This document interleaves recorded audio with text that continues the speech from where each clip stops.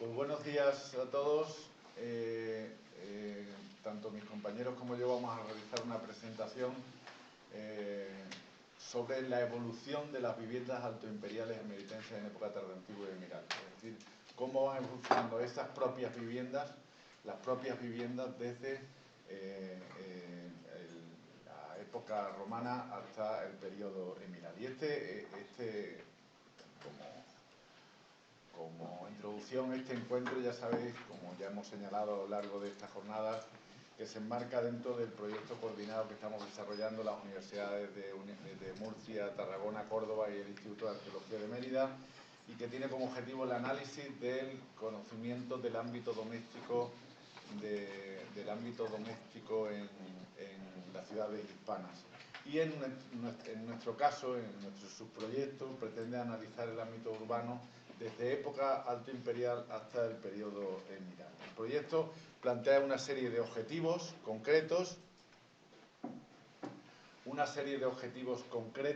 de carácter monográfico, como son, por ejemplo, el análisis o el desarrollo de una monografía sobre la Casa del Mitreo, que está, pues yo creo que a punto de salir. También vamos a desarrollar un estudio monográfico sobre la Casa de la Huerta de Otero, que es una vivienda también que va desde los siglos I hasta el siglo IV aproximadamente, probablemente V. Y un tercer elemento también que será analizado monográficamente sobre un edificio del siglo V de carácter público civil en la plataforma oriental del Foro de la Colonia. Paralelamente a estos estudios monográficos, lo que queremos es desarrollar, y estamos empezando a desarrollar precisamente los 4 investigadores que formamos parte de esta presentación, de un estudio sobre las viviendas en general, sobre la continuidad de las viviendas desde época altoimperial al periodo emiral. Tenemos recogido un total de 60 ejemplos en toda la ciudad, de los que aquí vamos a explicar solamente una pequeña representación, concretamente seis ejemplos. Se trata de viviendas, no esperen la Casa del Mitreo, la Casa del Anfiteatro, ni nada de esto, que son viviendas que no tienen esa continuidad, sino de estudiar y de analizar la continuidad, los elementos de continuidad y de transformación de las viviendas de época romana hasta el periodo emiral. Y en estos 6 ejemplos vamos a ver modelos distintos de esa evolución. O hemos intentado escoger 6 ejemplos que son los más representativos de los distintos modelos. Esa monografía consta de un catálogo donde se estudia los 60 casos, también de un análisis general de cómo va evolucionando el ámbito urbano y una planimetría, fundamentalmente el análisis a través de un sistema de información geográfico de toda la planimetría de las viviendas de manera temática desde el punto de vista diacrónico. Por tanto, vamos a ver ahora estos ejemplos. Quería antes de nada agradecer la implicación en este proyecto del Consorcio de la Ciudad Monumental de Mérida, que está realizando todas las planimetrías temáticas y cronológicas de las distintas casas, y que nos la pone a nuestra disposición gracias al trabajo del Departamento de Documentación del Consorcio de la Ciudad Monumental de Mérida. Y ahora, sin más, vamos a ver estos ejemplos, algunos de ellos muy representativos de este análisis de la evolución del ámbito doméstico en Augusta Mérida. Bueno, pues en la sesión, como habéis visto, Pedro ha empezado con el proyecto, ha explicado los objetivos, y nosotros retomamos a partir de la metodología. Vamos a ver que es un trabajo en continuación, y vamos a ver esos 6 casos seleccionados, y luego le devolveré la palabra a Pedro para las consideraciones finales. Bien, aquí tenéis una planta que ilustra el viario de la ciudad, y tenéis los 6 casos que vamos a analizar. Hemos escogido, como ha comentado con anterioridad Pedro, pues ejemplos significativos para lo que queríamos con el objetivo del seminario, ver esas dinámicas tanto de continuidad como de ruptura o de transformación, y también hemos escogido ejemplos, ¿no?, periurbanos, suburbanos del interior de la ciudad para confrontarlo y extraer diferentes consideraciones. Metodológicamente a nosotros nos ha interesado, es una lámina que utilizamos siempre, para ver en qué nos centramos o qué centra nuestra atención cuando nos fijamos en el estudio de un espacio doméstico. Analizamos la localización, analizamos las estructuras, cómo es su epidermis, su superficie exterior, si tiene o no actividades económicas, todo el tema decorativo, mobiliario, por supuesto, y luego entendemos que la vivienda no es una entidad fija que se acaba, sino que tiene un proceso dinámico de construcción, remodelación. Algunas se abandonan y otras se utilizan después de esa fase de abandono. Todo ello conforma para nosotros el espacio doméstico. Tienen una imagen que ilustra bastante bien todo este proceso diacrónico desde época altoimperial hasta época emiral. Esta metodología, cabe advertir que ya ha sido probada y testada con éxito, es decir, no es nada nuevo. Esto ya lo desarrollamos en el Instituto de Arqueología de Mérida desde el 2009, que tuve la oportunidad, Pedro me brindó la oportunidad de hacer la tesis, y desde entonces probamos toda la metodología de los sistemas de información geográficos, que son, como sabéis, las herramientas, yo creo que actuales, muy necesarias para todo lo que son ambientes de ciudades superpuestas. Es la única forma, cuando excavas en diferentes parcelas, predios. Todos sabemos que los predios romanos eran superiores a los actuales, y es la forma en la que juntamos esas pequeñas teselas de los mosaicos y los podemos analizar. Al final, en un proceso de muchos años de investigación, tenemos una imagen más o menos nítida. A partir de ahí podríamos desarrollar, y uno de los objetivos será desarrollar este tipo de planimetrías que, como digo, ya fueron testadas con éxito para la tesis, que se centró solamente en la parte del periodo romano, ¿no?, la arquitectura doméstica de Augusta Emérita, y tenéis ahí 4 ejemplos, pues fases, una planta de fase, una planta con las estructuras, una planta para los materiales y una planta con las técnicas constructivas. Así, de un simple vistazo, se puede comprender una vivienda en bastantes aspectos, porque cuando uno se pone a describir, pues se pierde. Entonces, así de manera visual, todos podemos seguir a partir de la leyenda y de una caracterización gráfica que los elementos principales, ¿no? En este ejemplo, pues tienen la fase verde, era una codificación para el Alto Imperio. Luego tenía una serie de códigos de colores para todos los tipos de estructuras, igualmente los materiales y las técnicas. Y esto se va a aplicar, o se está aplicando en este proyecto. Igualmente, para evidenciar que es un trabajo en progreso, pues traigo a colación un par de diapositivas para que vean, primero, una imagen de conjunto. Aquí estarían 178 unidades, que fueron las que se analizaron para mi tesis, todas las que tienen una planta, ahí las tenéis, ¿no?, desde el entramado intramuro y todo lo que es suburbano, periurbano. Si hacemos un poco de zoom para que se pueda comprender, pues he seleccionado ese espacio para que se vea esa dinámica, ¿no? Están claramente las viviendas. Cuando se habla del suburbio o la zona periurbana, no tenemos que caer en que no hay un fenómeno urbano, en que no está organizado.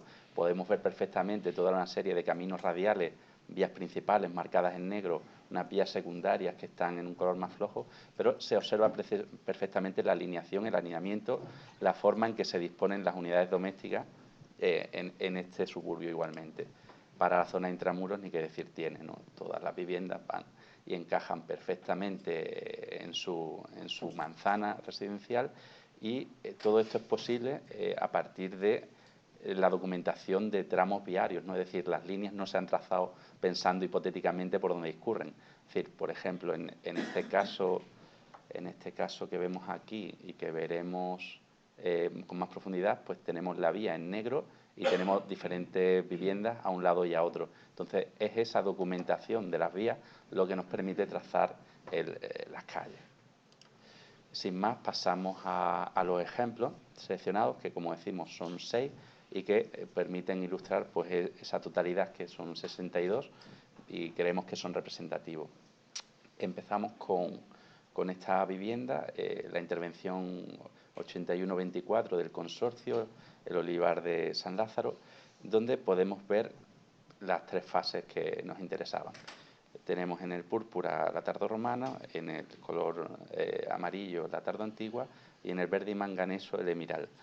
Entonces, en esta intervención lo que tenemos es varias cosas. Una reutilización de un primer elemento que no he marcado, que es Alto Imperial, porque es una zona funeraria, es un muro muy grande que está delimitando el área cementerial, pero en época tardorromana, que ya lo tenemos asociado con un uso doméstico, se reutiliza esa estructura. Es decir, tenemos, por un lado, continuidad de estructura, pero cambio de uso. Luego, se ve, además de por qué reutilizan el muro, que en cuestión, lógicamente, es este muro potente, pero además están habitando nuevos espacios, ¿no?, en época tardorromana. Lo mismo sucede con la época tardoantigua. Se vuelve a reutilizar el muro que viene desde época altoimperial, que se vuelve a usar en época tardorromana, pero a su vez tenemos espacios en época tardoantigua, tenemos nuevas construcciones que, como ven, siguen más o menos respetando la orientación de las estructuras que precedían desde época altoimperial y tardorromana. ¿Qué sucede en época emiral? Aquí ya sí que hay una ruptura, es decir, continuidad de estructuras desde época altoimperial, cambio de uso en época tardorromana, continuidad de uso en época tardoantigua, es decir, tenemos viviendas, pero ojo, no es destacado que, como estamos en una zona periurbana, a la vez que hay viviendas, tenemos espacios enterrados de la época tardoantigua, es decir, en un espacio periurbano o suburbano están conviviendo también las diferentes actividades. Y como decía, en época emiral ya sí que cambia la cosa. Tenemos continuidad de uso, es decir, son casas, pero las estructuras son completamente diferentes. Se puede apreciar en la diferente orientación. Concretamente, en este caso, es una de las mejores evidencias porque las estructuras además representan tres áreas diferentes entre sí. Tenemos esta zona de aquí, esta intermedia y luego la final de la derecha. En cuestión, llamo la atención sobre la zona central y lo hacemos con algunas imágenes que lo puedan ilustrar. Esta sería la imagen, la vista general, ¿no?, de esa intervención. Aquí tendríamos perfectamente documentado la fase de abandono de las estructuras tardorromanas con todos sus elementos de cubierta. La interpretación obedece, no es una vivienda al uso, sino que se mezcla, ¿no?, digamos que son edificios polifuncionales donde la interpretación y el registro, los elementos, muebles que se recuperan, pues permiten asociarlo a una actividad agropecuaria. Es decir, no es un espacio solamente residencial, sino también que tenemos actividades económicas. Esto es muy importante para desenterrar pues la idea de que la casa solamente es un espacio de vida, es un espacio de producción, también de recursos económicos. En época tardoantigua tenemos este conglomerado de imágenes que es bastante representativo de cómo se reaprovecha ese muro que decíamos que venía desde época altoimperial con nuevos elementos. También llamaba la atención sobre cómo se rompen, se cortan los cimientos de las estructuras anteriores y se mete una tumba. Y vemos también un poco el tema que se ha visto a lo largo del seminario, las diferentes fábricas, ¿no?, como ya es una fábrica que no tiene nada que ver con la manera de construir romana. Para la época emiral, que son estas zonas tan interesantes, podemos ver el cambio de orientación y, sobre todo, pues llamo la atención también sobre la reutilización de materiales de calidad, ¿no? Ahí tenéis una placa de mármol que es un buen ejemplo. Para la época emiral, en los diferentes ámbitos, llamamos la atención sobre el elemento de la izquierda, que se ha interpretado como una salida de humo, o la lámina que tenéis a la derecha, con esa forma que parece que serviría para soportar algo, una superestructura.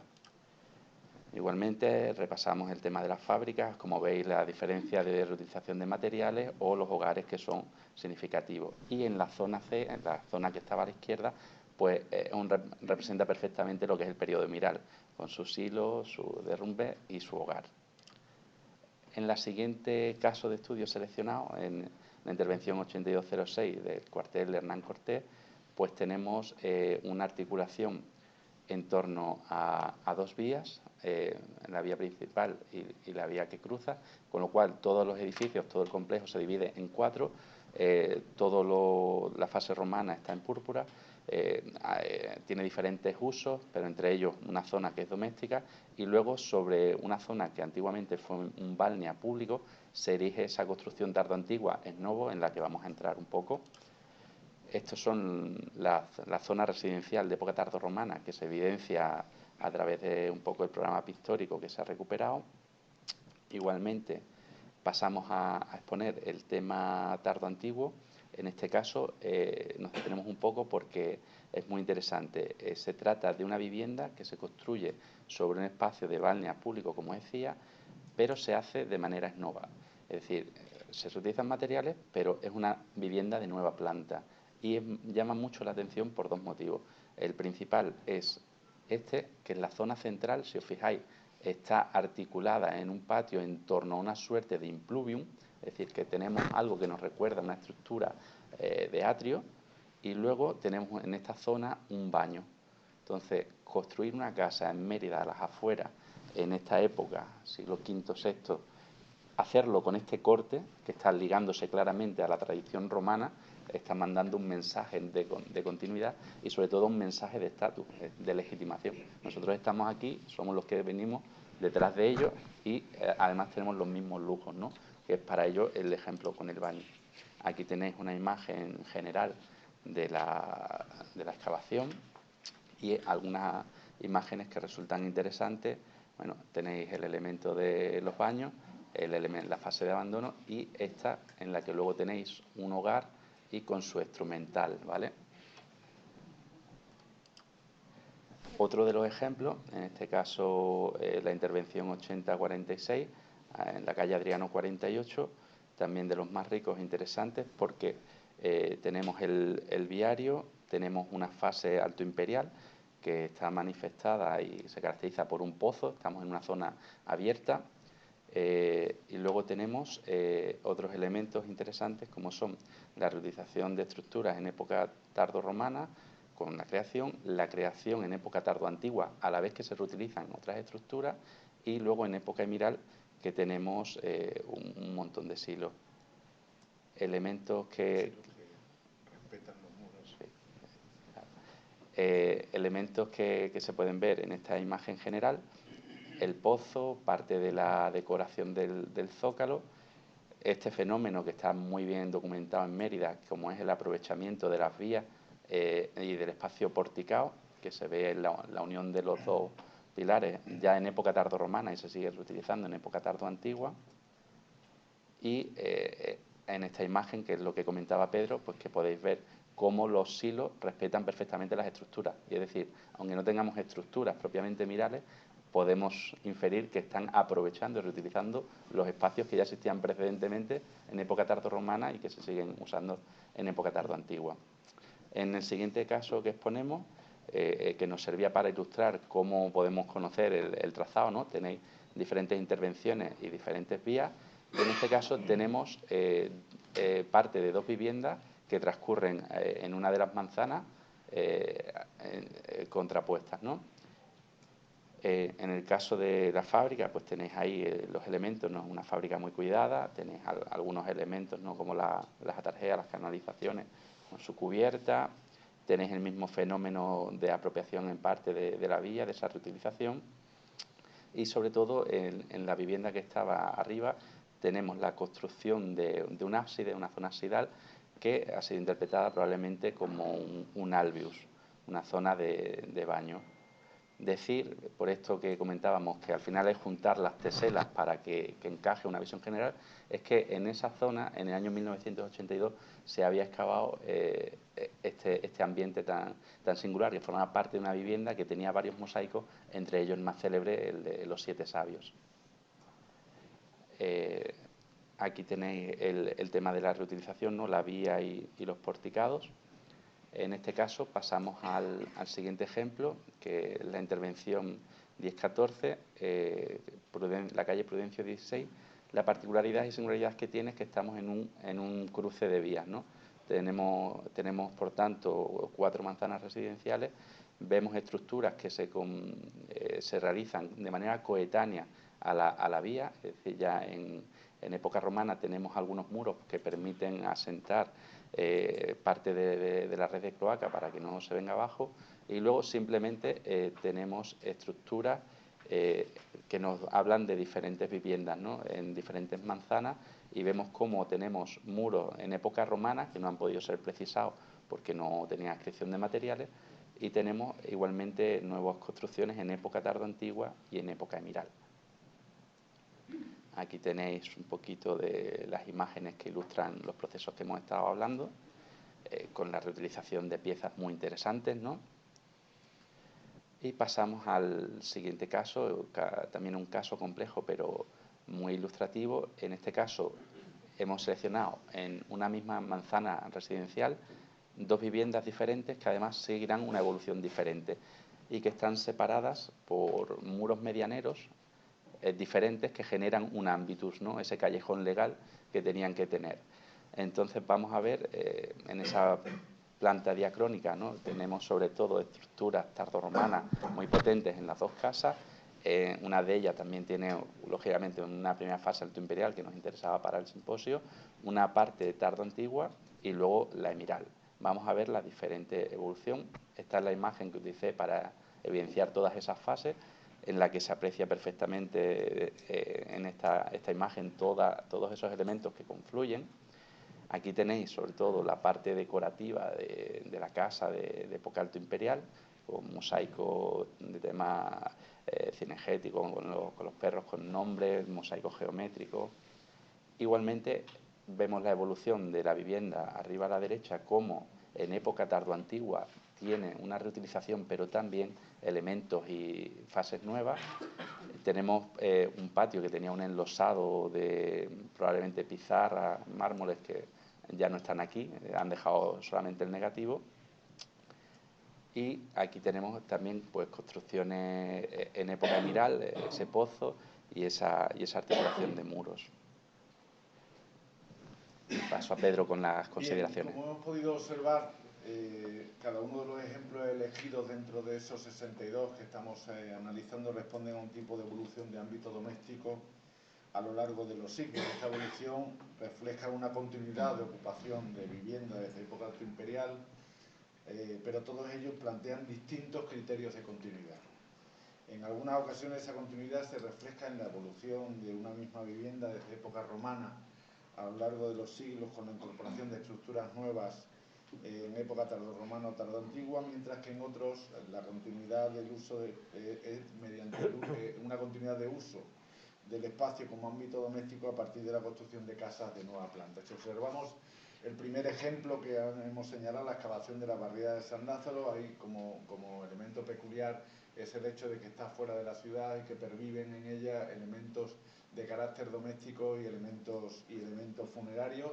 El espacio polifuncional de época tardorromana se ve reutilizado en época tardoantigua por un edificio que va reaprovechando parte del material de ese edificio, mientras que en época emiral se construye una vivienda de nueva planta. Por tanto, hay una continuidad de uso a lo largo de todos los siglos, aunque, como digo, la continuidad de la vivienda se garantiza solamente hasta época tardoantigua.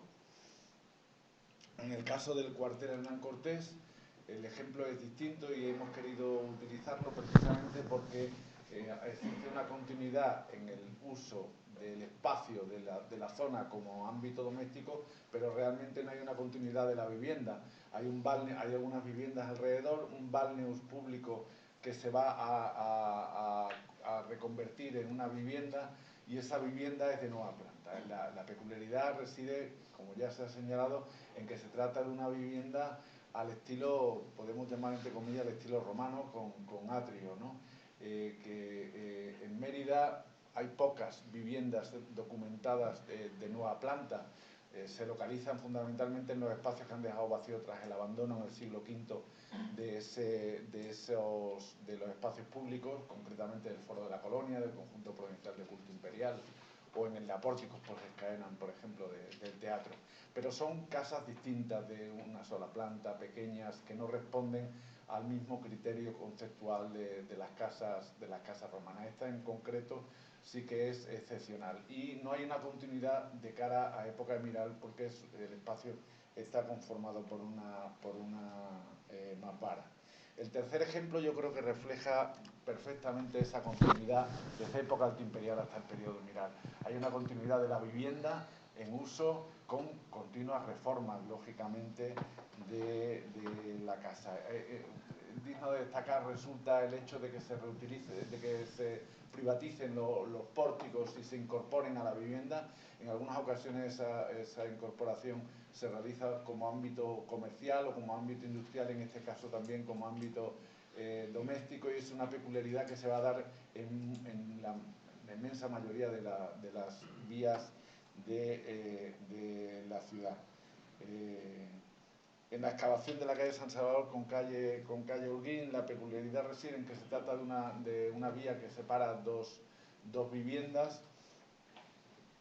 Esta peculiaridad, bueno, aquí quizá destacar el hecho de que se ve, como en otras viviendas emeritenses, esa monumentalización que se observa en la época tardorromana, con la incorporación de balneas, tanto dentro como fuera, ocupando el propio viario urbano, de un alveus concretamente, o la monumentalización que se aprecia también en la incorporación de mosaicos como el mosaico de los 7 sabios. Un dato interesante es la construcción, como en el anterior, el hecho de que la ocupación de época Miral solo se observa a través de la realización de silos y no de estructuras de nueva planta que no se van a dar en general, estaría hablando en general, en las casas emeritenses, a excepción, como veremos luego, de los palacetes.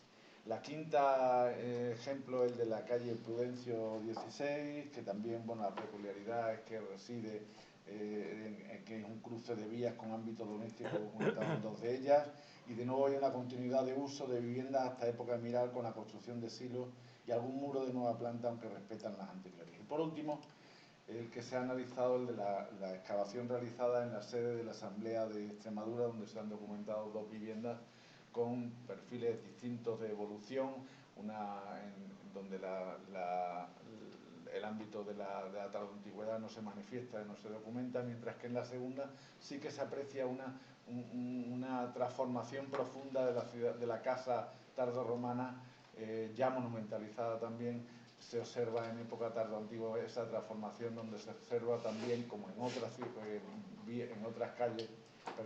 casas, esa fragmentación de las viviendas, conformando cada estancia una unidad familiar con la presencia de un hogar, ¿no? Y en época Miral la presencia de un pozo, pero también es esa continuidad que se observa a lo largo desde época romana a época periodo Miral. Por tanto, hemos visto 6 ejemplos de continuidad de ocupación doméstica desde época imperial al periodo Miral, aunque desarrollándose desde distintos modelos de evolución. El esquema observado en la ocupación de la vivienda a lo largo de los siglos en Augusta Emerita refleja características comunes. Las hemos visto evolucionar tanto en el exterior como en el interior de la ciudad, con continuidad de uso del espacio doméstico y con continuidad de uso de la propia vivienda. Y así se observan una serie de dinámicas evolutivas generales en estas viviendas. Por ejemplo, generalmente se tienen constatadas la presencia en época altoimperial de viviendas, de grandes viviendas señoriales. No tenemos, por supuesto, ningún tipo de ínsulas, y el problema está en que, claro, muchas veces tenemos un muro, un pavimento y poco más. Para definir eso como una vivienda señorial hay que echarle un poquito de coraje, ¿no?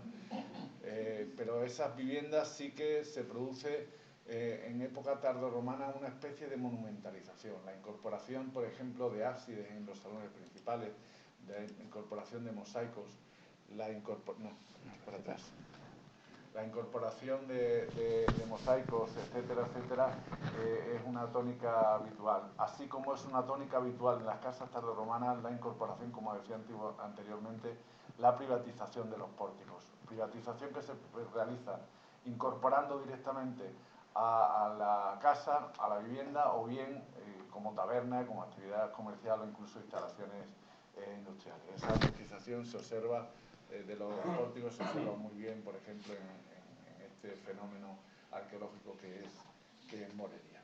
En cuanto a la época tardoantigua, sí que se observan bien que resulta extraña la construcción de viviendas de nueva planta, más extraña aún si esa vivienda de nueva planta se articula en torno a un atrio, pero lo vemos en otros lugares, como por ejemplo en Sevilla, en la Plaza de la Encarnación, como tendremos ocasión de ver ahora, que son viviendas del siglo V, VI, que aún mantienen ese perfil, ese concepto de casa romana. Aunque generalmente las pocas casas que tenemos documentadas de nueva planta en el siglo V aprecian fundamentalmente viviendas de estilo más pobre, de una sola planta y desde luego no respondiendo a un modelo de casa romana. Generalmente lo que se produce es una fragmentación, una continuidad a lo largo de época tardorromana y a lo largo de época tardoantigua, con una fragmentación de las viviendas donde cada estancia, con la presencia de un hogar, pues posee una unidad familiar, ¿no? Y una cosa interesante es el periodo Emiral, donde sorprende la falta general de estructuras de las viviendas del siglo VIII, que normalmente están reaprovechando materiales, estructuras y muros de época tardoantigua. Quizás solo la presencia de los silos es lo que garantiza la continuidad del ámbito doméstico. Independientemente obviamente, de esas estructuras, los llamados paracetes emirales o edificios emirales ya del siglo VIII, que no son objeto de estudio en esta reunión por ser unos edificios de nueva planta que se construyen a principios del siglo VIII y desaparecen en esa misma centuria, y que se sitúan en los bordes de la ciudad, así como en espacios abandonados ya de época tardoantigua, y que responden a criterios bastante generales con esa triple cabecera y ese espacio de representación grande, pero que, como digo, no son objeto de análisis en este encuentro. Sí observamos, ya digo, que hemos definido un momento de finalización de esa evolución, y eso es a principios del siglo IX, mediados de esa novena centuria, tras la construcción de la alcazaba árabe, cuando se produce la desintegración de lo que queda de la ciudad evolucionada de época romana. Y hay una contracción de la muralla de época romana lógica, hay un desmontamiento de la trama urbana, y sobre todo las viviendas ya responden a un perfil absolutamente distinto, con edificios de nueva planta y con una ordenación bastante diferente a la que hay en época romana, y por lo tanto podemos definir ese punto, ese momento a mediados del siglo IX, cuando ya la comunidad mozárabe, por ejemplo, abandona la ciudad tras las distintas rebeliones practicadas de carácter fiscal practicadas en la ciudad, como el punto de final de esa evolución de la casa romana hasta la época de Emiral. Nada más. Muchas gracias al equipo emeritense por esta espléndida presentación. Antes de dar turno de intervenciones a quien quiera decir algo, yo voy a expresar mi sana envidia, sobre todo sana, ¿no?, por este dossier, ¿no?, tan espectacular que ofrece Mérida en comparación con otras ciudades, por ejemplo la que presentábamos ayer Albert Rivera y yo, ¿no?, que la evidencia lógicamente es mucho más limitada, ¿no? Creo que han sido 6 casos muy bien seleccionados, porque responden a distintas dinámicas, ¿no?, de presencia periurbana, suburbana, incluso urbana, ¿no?, la importancia del viario, y se ha visto muy bien pues ese proceso, ¿no?, de lo que es, por una parte, continuidad de esas viviendas de nueva planta, el caso espectacular, ¿no?, de esa vivienda que se construye sobre unos baños públicos, ¿no?, y que sigue manteniendo ese aspecto de atrio, y aquí sí que se ha podido apreciar pues esa continuidad, ese, digamos, cambio de uso, y la ruptura, y el periodo Emiral, que desde luego está muy bien representado, y en el que sobre todo destacar la presencia de los hilos, como se ha visto en la mayor parte de los ejemplos que habéis presentado. ¿Alguna pregunta, alguna cuestión que queráis someter al equipo de Mérida? Tanto la parte, digamos, de la mesa como la parte, digamos, post-tábula. Carlos. Sí. Una cosa muy breve. Álvaro, has puesto una imagen donde has mencionado una placa de mármol reaprovechada, creo que en un muro emiral, sí. puede ser, como para el eje de la puerta o simplemente... Espera, vuelvo sobre el ejemplo. ¿El primero o el segundo de los casos? Sí, es el primer caso. Vamos, es una cosa excesivamente concreta, pero... No, está, a ver, por aquí. Ahí a la derecha. Justamente. Abajo a la derecha. Eso es, aquí. Con parte del muro, ¿no? Eso es. Ya. Sí, es la reutilización de material, ¿no? Es decir, tengo algo, lo aprovecho. Es que nosotros en Córdoba tenemos hasta Tarnos Quicialera, hasta Tarnos. Y entonces digo, a ver si es el mismo... En este caso está embutido como parte del muro. Gracias. ¿Alguna otra cuestión? Sí. La casa era en el solar de la Asamblea Regional. Ahí es donde estaban las dos casas. Sí, eso es, separada. ¿Las dos casas son de qué época? Digamos, sí. ¿Las casas romanas son de qué periodo? Tienen fase, ¿no? Es decir, hay una diacronía, como vemos aquí.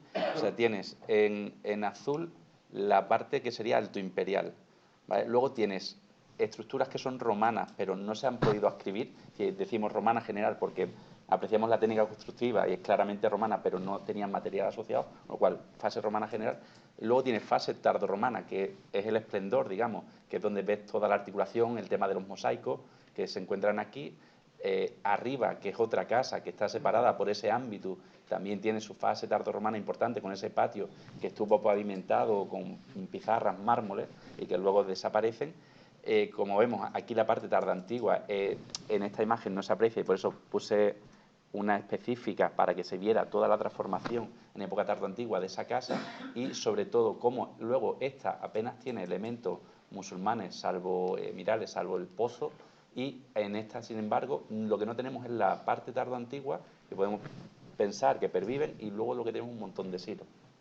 Pero la fase alto imperial, sí. ¿se ha podido fechar en un momento preciso? No, aquí hablamos en líneas generales. Yo cuando hice el trabajo y en Mérida no se puede. Tenemos 3 paquetes grandes que serían época fundacional, época alto imperial, siglo I-II, época tardorromana 3-4 y luego una romana cajón desastre cuando aprecias la técnica pero no tienes materiales asociados. Hago la pregunta porque este espacio, este hueco que queda entre las dos viviendas, que en Cartagena lo tenemos documentado en algunos edificios públicos y privados, nosotros lo hemos puesto, recuerda a veces una posible aplicación en provincias de la normativa neroniana del doble muro hueco. Sí. Eso es, sí.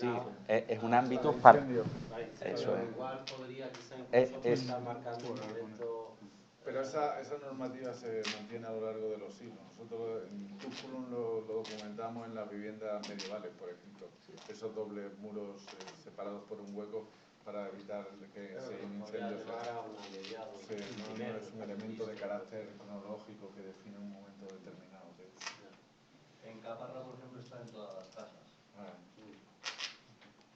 A mí me parece un elemento interesante el hecho de los silos. Veis como ahí en ese caso los silos respetan todas las estructuras anteriores y esa sensación de que no se construye, de que en general no se construye en época de Miral, en ese momento en el siglo VIII, edificios, estructuras y que respetan, independientemente ya digo de los famosos palacios de Miral, ¿no? Y que respetan las estructuras anteriores. Me parece un elemento interesante a destacar.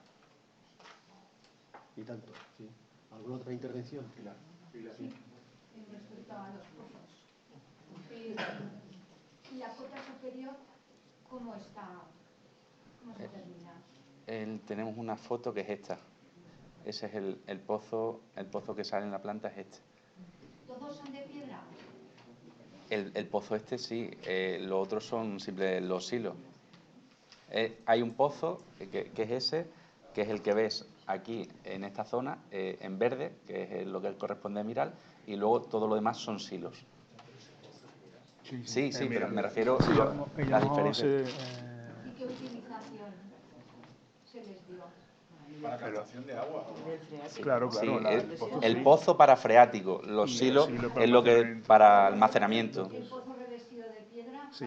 Sí, eso es un fenómeno Suelen que ser se da, todo de que se da piedra, en general en la ciudad ya desde época Dilo tardía. tú, Sí. Bruno. Pero me planteo que lo que llamáis silos de ninguna manera son fosas sépticas. Pues No, son silos de almacenamiento. Sí. Y los pozos generalmente, en toda la documentación que hemos extraído de las intervenciones, casi todos los pozos de época miral son de piedra.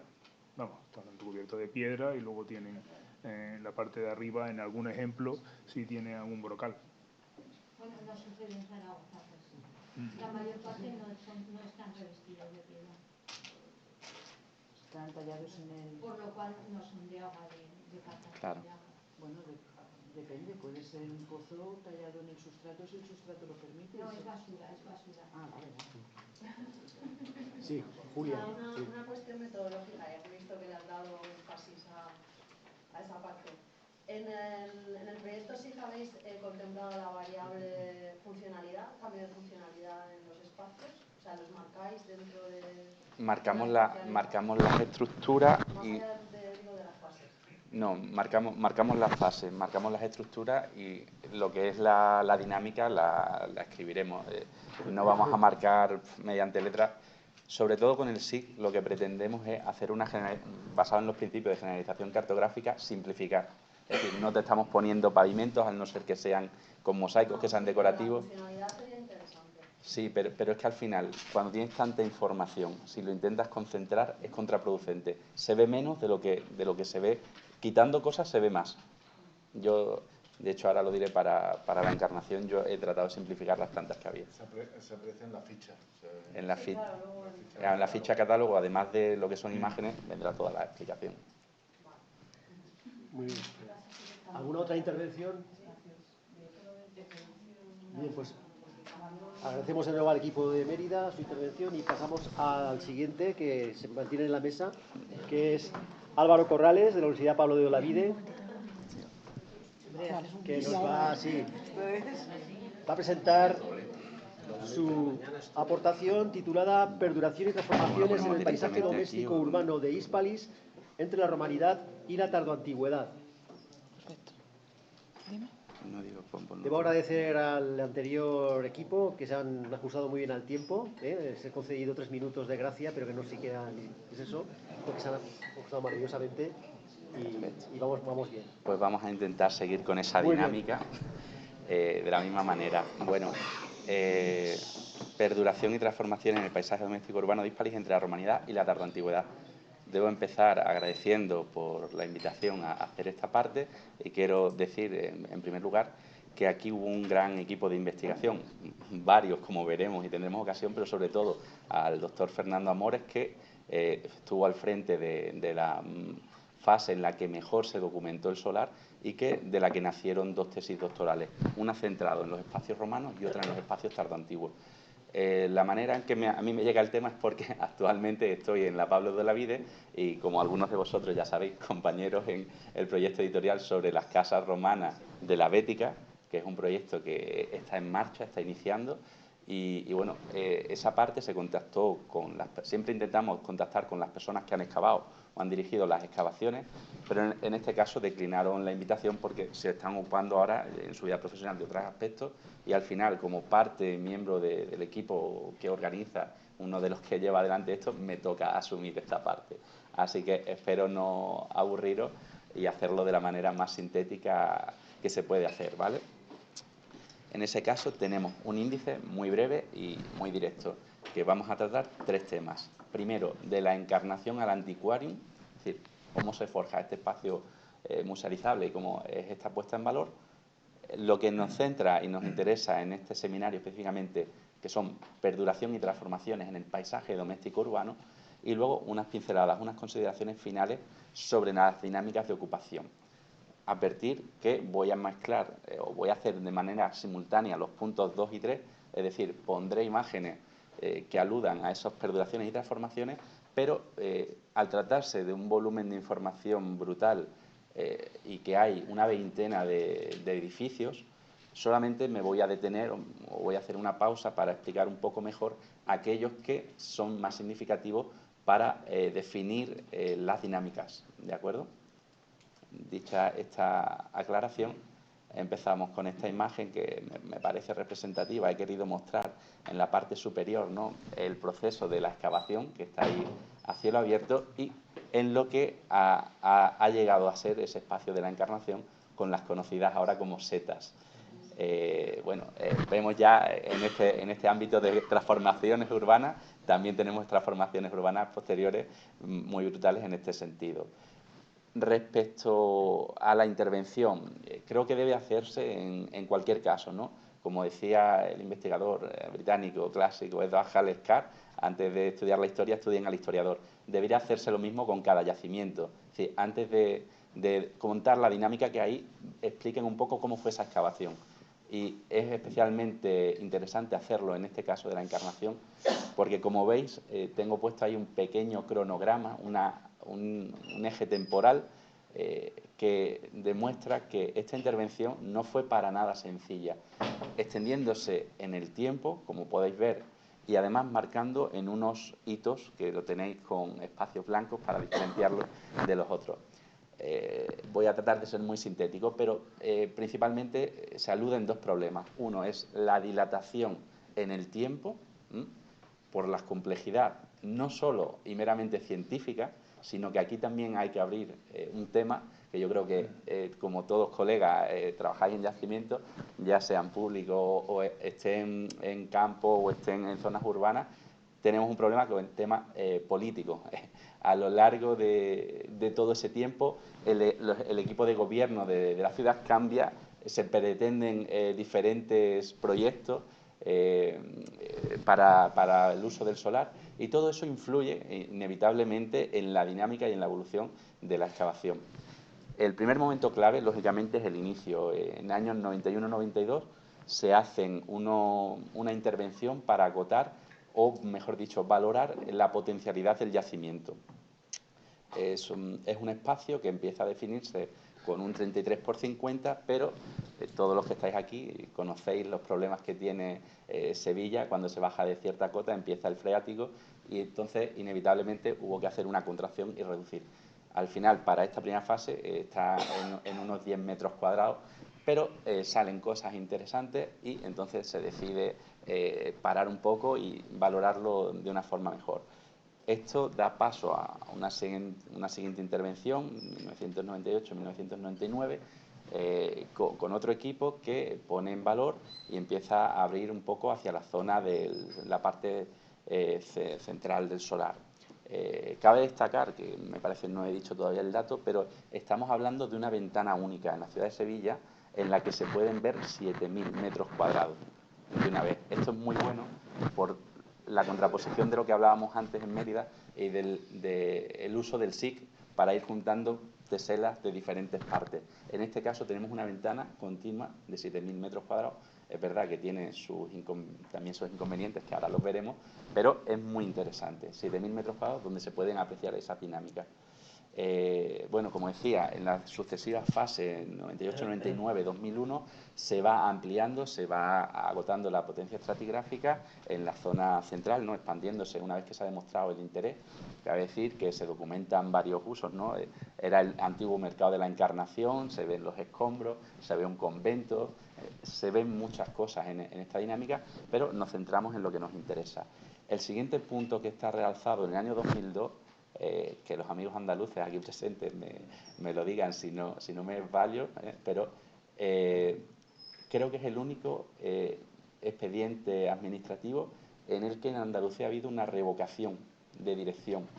Es decir, los trabajos científicos que se están desarrollando llegan a ser tan catastróficos que la autorización se ve revocada para las personas que dirigen, por pruebas de que no se está siguiendo una metodología correcta, que no se está documentando bien la estratigrafía, y esto lógicamente tiene que ver e influye con todo lo que va a ser luego la dinámica y la interpretación.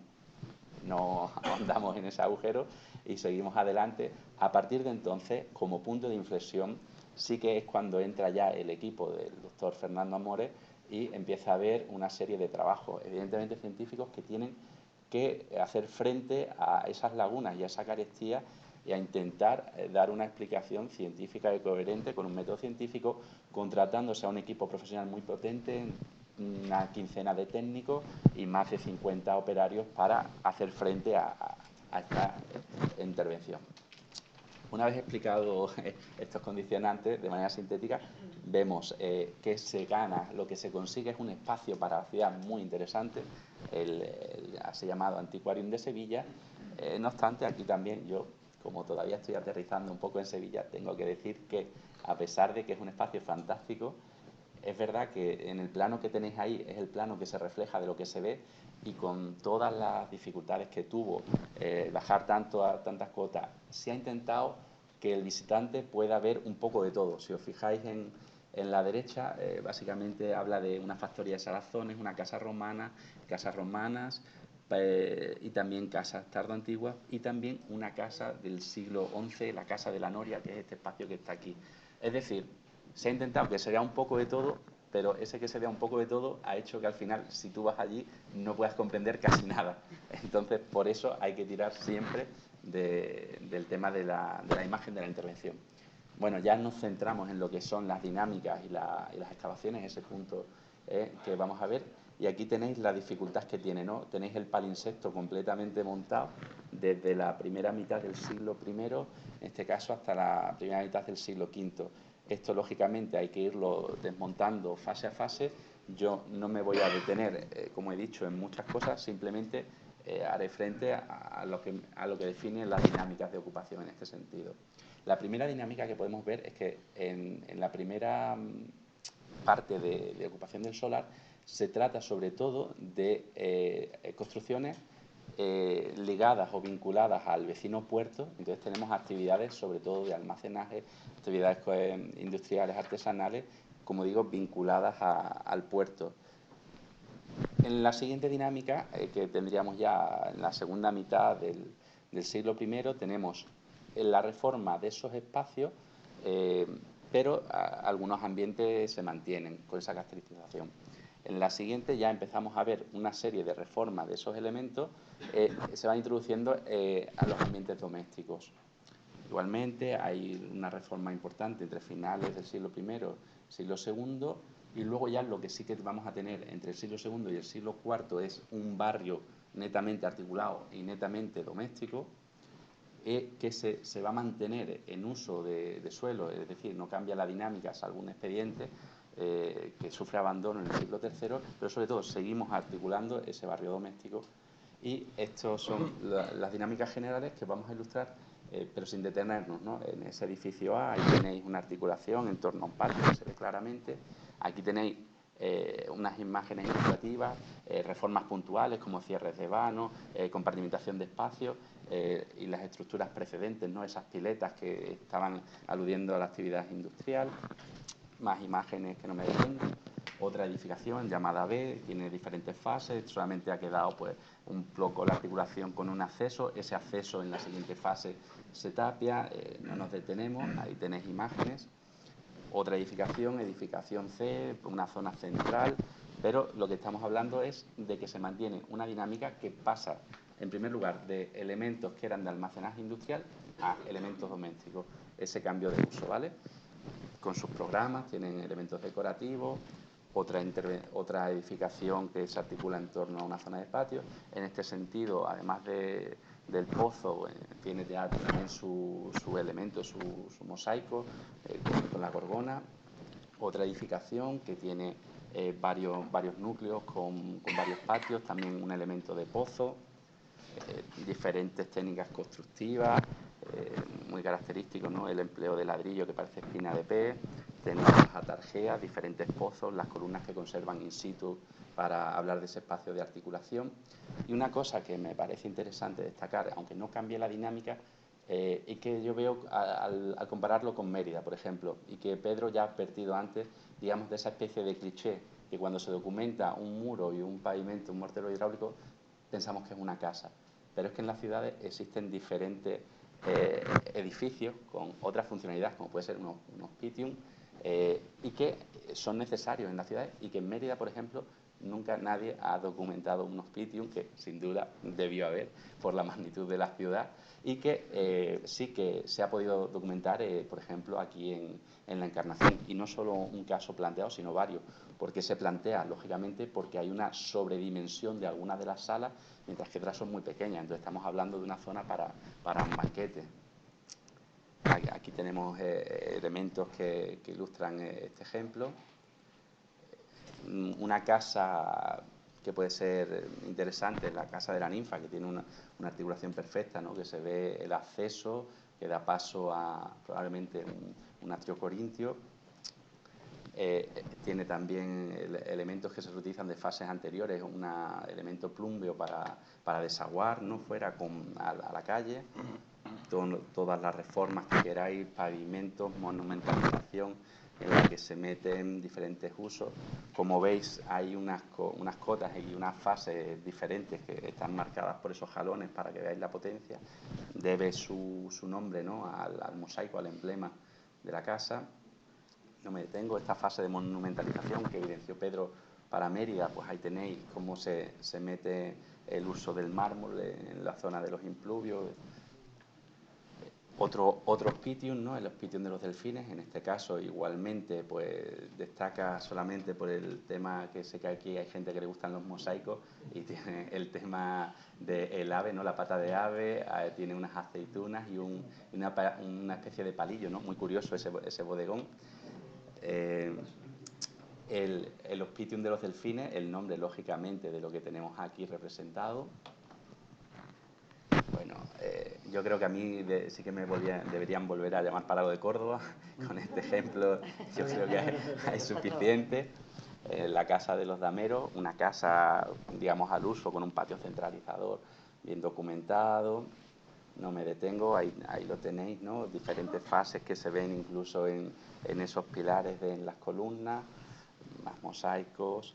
La casa del triunfo de Baco sí que resulta interesante porque este es el expediente que constituye una salvedad, en el sentido en que estamos viendo una dinámica que va desde mediados del siglo I al siglo V, sin solución de continuidad, todos son casas o hospitium, elementos, pero en esta casa del triunfo de Baco llegamos hasta el siglo III. En el siglo III se abandona, todo lo demás está en uso, están viviendo, esta casa se abandona y después veremos qué sucede con esa casa que se abandona y que da paso a otra dinámica. Y simplemente por marcar, pues, curiosidad, este pavimento, ¿no? Que tiene esas improntas de mármol, suelos de triclina, un triclinium, ¿no? Que un triclinium, el triclinium de la casa de Baco, enorme y tal, y que luego en otra fase, donde se unen los dos tipos de mosaicos, ha sido cortado con un muro, ¿no? Se ve muy bien. Otra casa, la casa de Océano, igualmente vemos el tema del patio, otros pilares que se hacen. Estamos siempre hablando de la misma dinámica, solamente llamar la atención el tema de Océano porque tiene una fuente con un mosaico de Océano que de la que recibe el nombre. También es muy curioso, ¿no?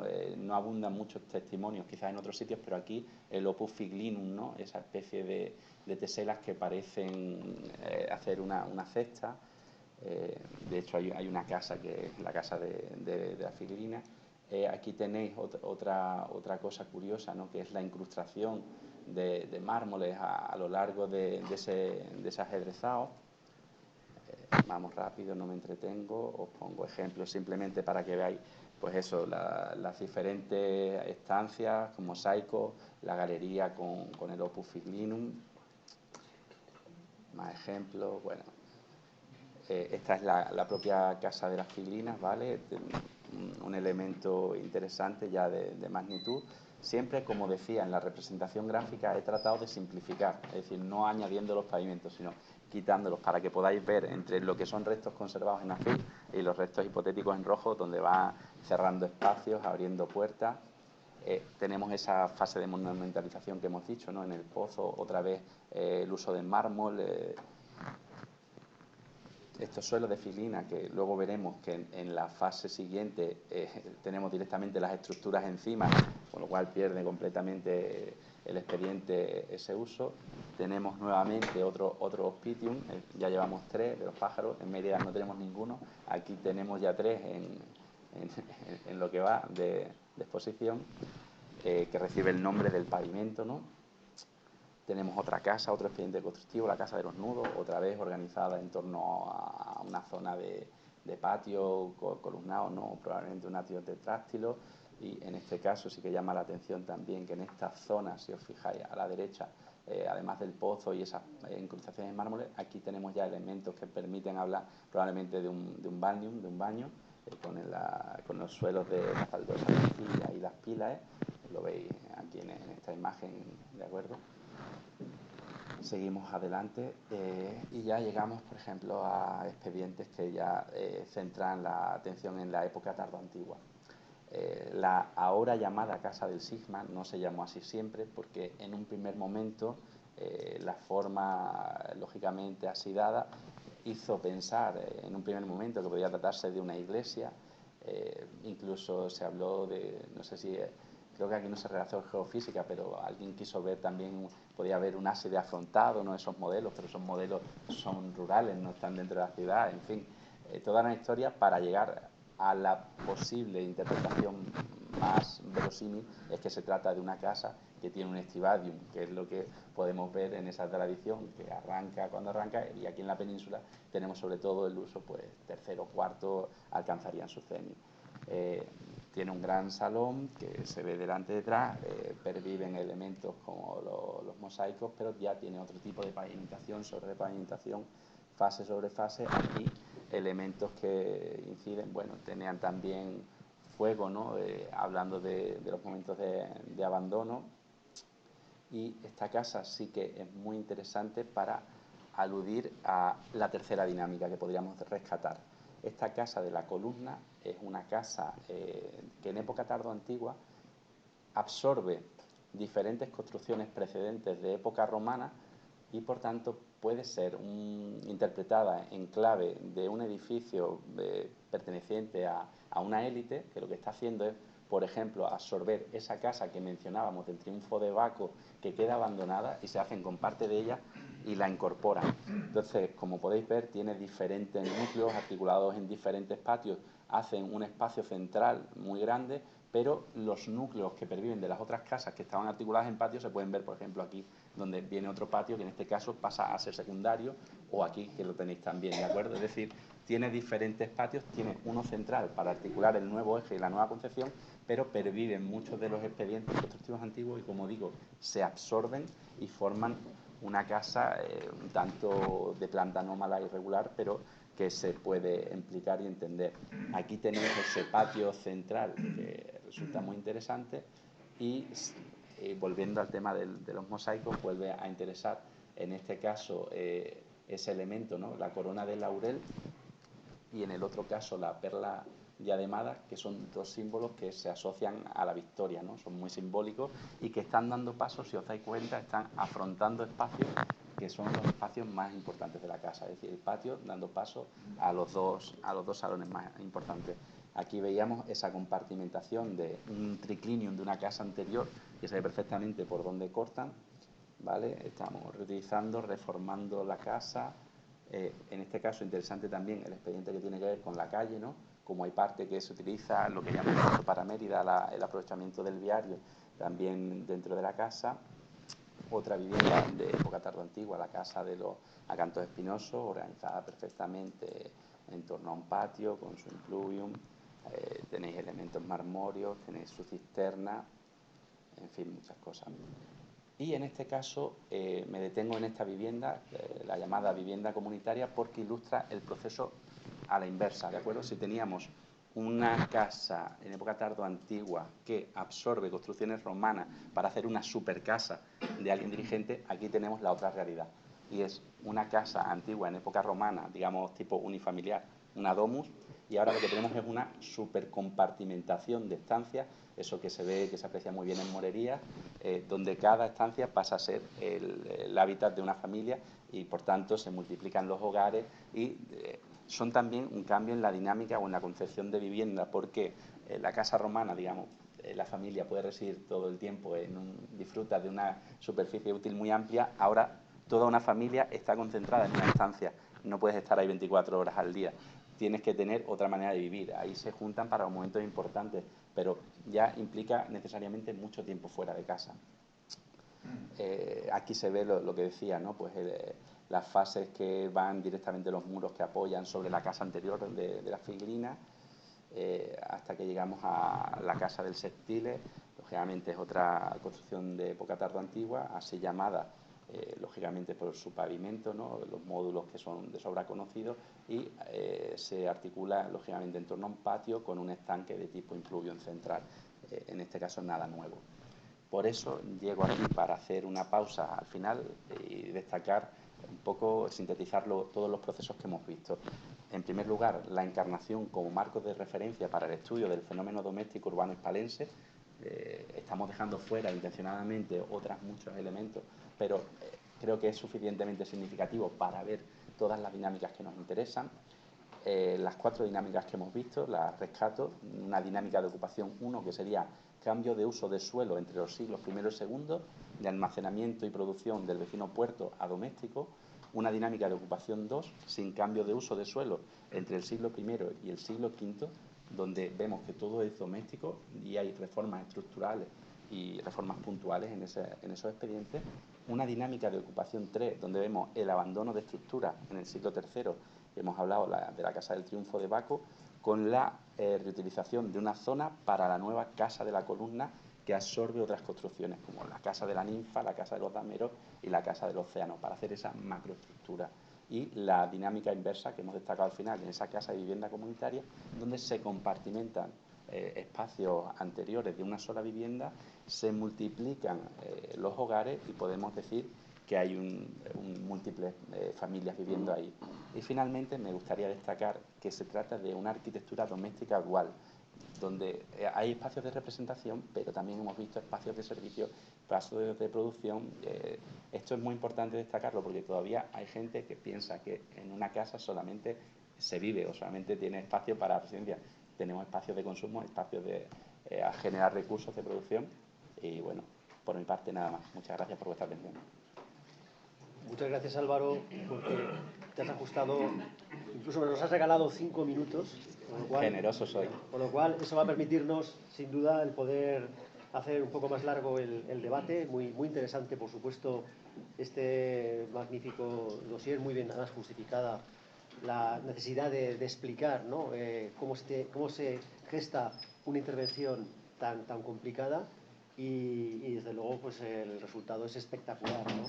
Con esas 4 dinámicas que has vuelto a sintetizar perfectamente, y pienso que a lo mejor hay posibilidad de que alguien haga preguntas. Sebastián, Fernando. Bueno, ya que estuvimos hablando ayer de interesante, el profesor Amore, que también hace poco presentó una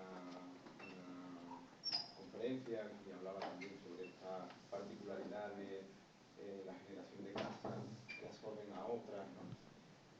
Y él hablaba también un poco sobre, claro, aquí es muy complicado verlo, qué ocurre con el entramado urbano. Claro, porque es cierto que cuando se organizan todas estas casas, o una casa que absorbe varias, o luego la compartimentación, eso que decías, ¿no? De una casa que se convierte en distintas casas, hay algunos casos en el que se quedan en el centro de, o sea, viviendas que están en el centro de una manzana. Sí. ¿Qué ocurre?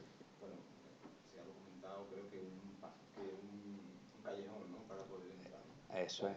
¿Cómo exactamente? Claro, hay que hacer lógicamente una nueva articulación, una nueva circulación en toda la manzana, porque si estás absorbiendo, lógicamente las parcelas que absorbes son las vecinas. Entonces hay parte que se soluciona con eso, que no cambia porque tiene sus propios límites. Pero ¿qué pasa cuando se utiliza un callejón, entonces que estás eliminando parte del viario? Tienes que buscar una solución para volver a entrar a la casa. Bien, lo haces por otro sitio, ¿no? Es decir, cambias el sentido. Al ser una casa tan grande, lógicamente, pues algunos accesos se anulan, se abren otros donde más interesen. Realmente no conozco específicamente tanto proceso, y como digo, hay que volver a la excavación, porque yo he estado haciendo visitas sobre lo que es el propio antiquarium, y te puedo garantizar que no se comprende casi nada, porque hay una cosa que no he dicho en la parte de la excavación, y es que para, digamos, solventar aquel expediente tan nefasto, ¿no? Hubo que, recuérdamelo si no lo digo correcto, pero la opción por la que se opta para poder volver a excavar y llegar más abajo y conocer toda la dinámica es lo que se quiere salvar, hacer unos encepados, moverlos y luego plantarlos otra vez. Estamos hablando de que fue, como digo, y he querido manifestar, una intervención muy difícil, agotando una potencia enorme y bueno, hay cuestiones que quedan en el aire. No he querido entrar más allá también, pero aprovecho que lo dices para decir qué pasa después de ese siglo V, VI. Lo que se dice es que hay una fase de expolio enorme, que no se sabe nada entre el 6 y el 10, hasta que vuelve la así llamada Casa de la Noria, que estaba prácticamente encima de una de las casas que hemos hablado antes, que pasa entre el siglo VI y el siglo X. Ahí tienen... Estamos cerca de la muralla, se puede haber abandonado ese espacio y hay la excavadora.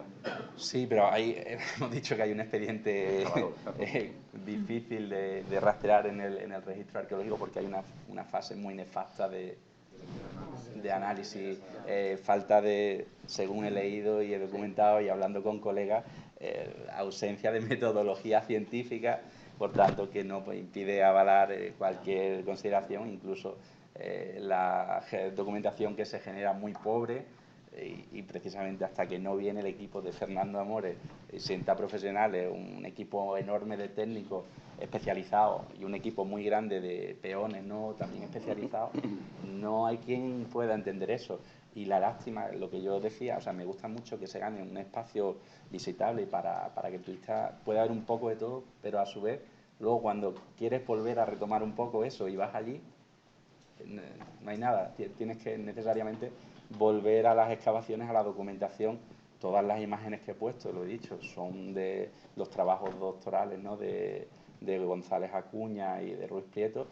Lo que sí también he dicho, que las plantas sí que me gusta a mí, siempre cuando me acerco, reelaborarlas, para intentar hacer un poco tuyo y también hacer el esfuerzo de comprender esas dinámicas.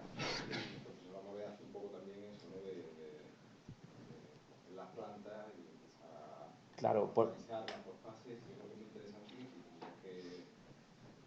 tendrías que con él porque tiene muchísima información que te puede... Claro, para el futuro, para todo lo que es el proyecto este. Además, sabes que aquí estoy haciendo yo la presentación, pero Fernando Amores ha seleccionado unos casos que él desarrollará, otros los desarrollará Rafael Hidalgo, otros los desarrollaré yo. Es decir, que al final es un equipo que está en Sevilla, en la Universidad de Sevilla y en la Universidad Pablo de Olavide, que con otros colegas de Córdoba, de Málaga, estamos afrontando ese macro reto que es la arquitectura doméstica urbana en la Bética.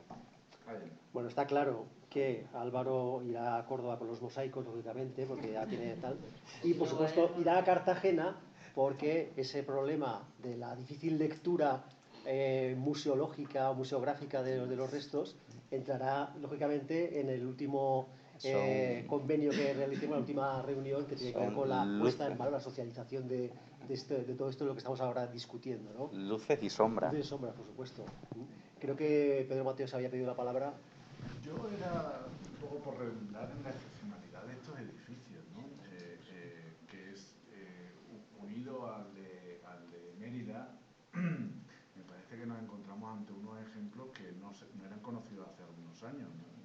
y que nos debe hacer reflexionar sobre lo que hablábamos el primer día, precisamente en la primera charla, y era esa continuidad de los espacios abiertos, de la casa tipo con impluvium central, que hace que... En el siglo V, siglo VI, cuando ya no se están construyendo. Exactamente. Y hay que reflexionar un poco sobre cuál es el papel de esas viviendas de nueva planta en las ciudades en ese momento. No sé si hay algunos ejemplos de otras ciudades en Hispania donde se pueda constatar, se ha ido Pilar, pero no sé, donde se pueda constatar esa excepcionalidad, pero me parece digno de destacar, ¿no? Sobre todo, Pedro, la vuelta, digamos, a esa suerte de atrio, ¿no? Es decir, pues el peristilo más o menos se mantiene como modelo del siglo I, además el hegemónico, ¿no? Es que es la ironía que tiene la época romana, donde atribuye directamente que el modelo romano es el de Atrio, pero que triunfa fuera de Roma y en las provincias es el peristilo, que es el griego. Y sin embargo, como vemos en Mérida, ¿no? Esa casa en la que tienes una especie de atrio, es nuevo, siglo V, siglo VI. Discurso legitimador Es la única manera de... una élite que se refleja... Es la única manera que hemos encontrado que para explicarlo. Yo creo que es un mensaje, claramente. Nosotros somos los herederos de... Ciertamente interesante. Sí, Sebastián. El tema de los mosaicos, efectivamente, es que, bueno, lo de los pavimentos, no solamente el mosaico, es que refleja perfectamente toda esa dinámica que estamos comentando. Se ve clarísimamente reformas, cambios. Y por cierto, que con respecto al mosaico de la Casa de las Columnas, que estamos haciendo un trabajo, Fernando Morillo, coincidimos con la simbología, porque Guadalupe en su momento dio una interpretación distinta de esos elementos. Yo estuve hablando luego con ella y efectivamente estamos caminando por ahí. Sobre todo, desde época antes de Roma, ¿no? La corona de laurel está siempre... Porque están ahí, la cuestión... Claro, sí. Sí, hombre, yo creo que podrías avanzar algo o no, pero seguramente, pues, lógicamente estamos dignificando, ¿no? La posición social y el estatus del poseedor con una victoria simbólica en toda esa absorción de otras propiedades, etcétera. Aquí estoy yo, es lo que viene a decir. Pero ese mensaje, ¿a quién va dirigido? Al resto de gente que vive por allí. ¿Hay memoria sobre esa simbología? A lo mejor o manda el mensaje más lejos. A la élite ciudadana, a lo mejor los que viven allá... Hay clientela todavía. Se ha hecho un casoplón. O a generar una nueva clientela que necesita un atrio para recibirla y para darle, en fin, las pórtulas y que estén a su servicio. Pero, es curioso porque ese pavimento, uno de los brazos del pórtico es de cerámica. Eso es. Sí, podemos, si quieres, lo podemos poner. Y luego, la zona, digamos, más noble de la casa... Aquí lo tienes, que lo que está comentando es esto, que veis los mosaicos y luego tienes este otro. Y luego toda la parte, un diseño ya mucho más elaborado y un poco de diferenciación también de los espacios de la casa del mosaico. Claro, la interpretación que se hace, la circulación, la dinámica, la función, ¿no? Igual que dice la gorgona como elemento apotropaico, ya entra en la interpretación más del terreno que vosotros hacéis. Yo, lógicamente, como puse en la presentación inicial, la metodología, yo no concibo estudiar una casa sin estudiar los mosaicos. Pero no lo hago al contrario, porque sabéis que hubo una tremenda corriente al principio de todo que solo se centraba en el estudio decorativo, solo en los mosaicos, solo en la pintura. Yo he encontrado cosas haciendo la tesis aquí en Mérida. Recuerdo perfectamente un caso que había un ejemplo en el que se habla del mosaico, pero no se habla, por ejemplo, que está completamente la estancia en el muro, se ve la estancia, y además el muro tiene pintura, solamente se habla del mosaico.